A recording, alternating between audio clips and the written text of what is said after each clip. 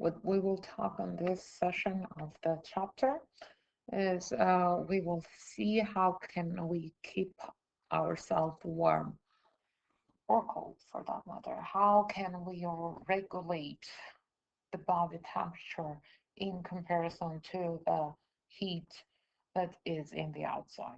However, since here in Canada we have a long and hard winter, then we will focus more into keeping ourselves warm. So keep in mind that the best thing to do on cold days is to wear several layers. So undershirt, shirt, sweater, pants, jacket, and all those things. Layers that are inside, uh, they should be thick. Okay, so the weaving should be thick so that it allows the air to move or the heat to escape. Okay, but the one that is in the outside needs to be windproof and waterproof, because on this way, uh, the best thing that you can do is to keep your body warm, because a dry body is a warm body. So even when you are working on an activity and then you are sweating, then remember what we said on chapter 5, that hot water causes cooling when it is evaporating. You do remember that example that I just said, that when you put like hot water into your palm, then you will feel that your hand is becoming cold because it is evaporating. Okay, so when we are working or playing outside, you want to protect yourself from staying wet.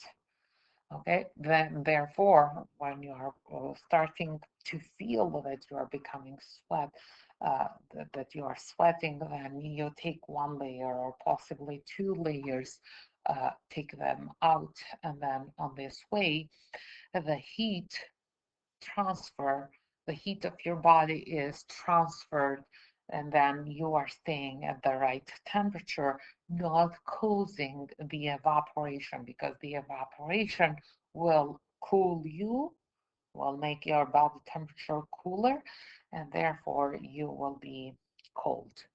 So remember this, a warm body is a dry body.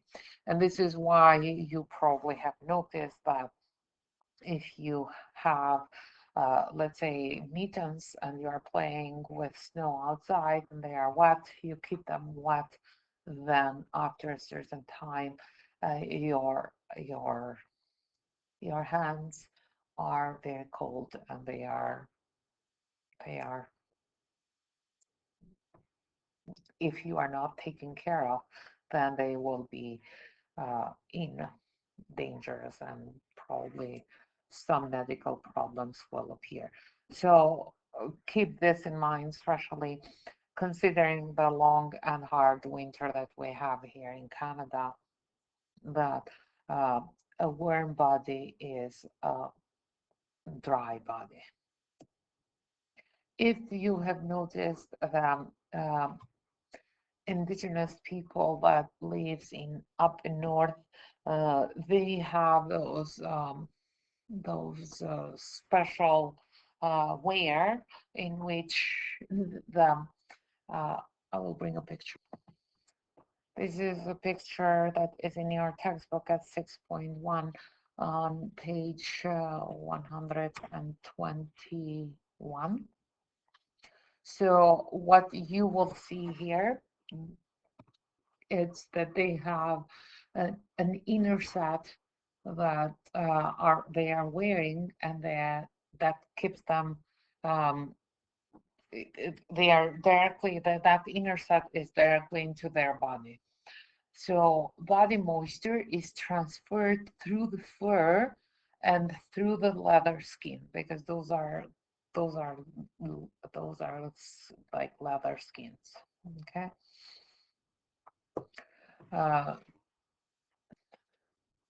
The hair that is as a hollow, the hair that is here, it's protecting their faces. So you can see that that the air is trapped into those fur and into their face, and then it is the cold air is not hitting their face. Um, and it's creating an insulation so that it's protecting them. So in old times, they probably didn't know a lot about the R value and how to dress fancy and so and so. However, they knew pretty well how to survive in this cold and harsh weather that we have here in Calgary, especially up the north.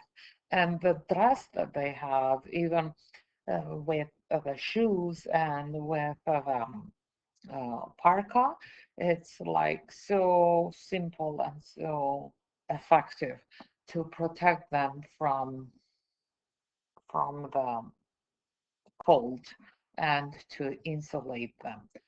Uh, it is important, especially considering what we are going through during winter here. If you are driving a car or if you are going out for a long trip, to have a survival kit into your car just in case, uh, things that are keeping your how to keep your body warm and to know and to survive. Okay. Uh, However, it's not only keeping your body hot, protecting your body from the cold air, but even um, uh, keeping it cool in the weather like Sahara or all those deserts and where the temperature is so high, like in Saudi and so. So what do you have to keep in mind, and what do you notice when you see those dresses of people that are living in hot places that the weather is very hot, so they are wearing a lot of layers and long and light colors, so usually white.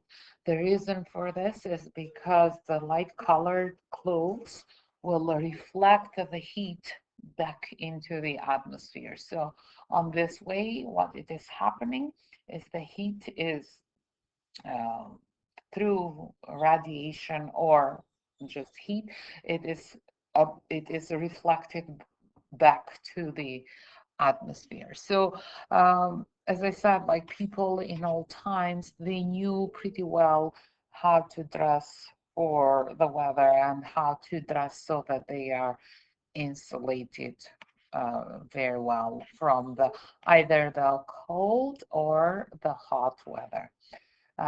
This concludes the 6.3 and concludes the chapter 6.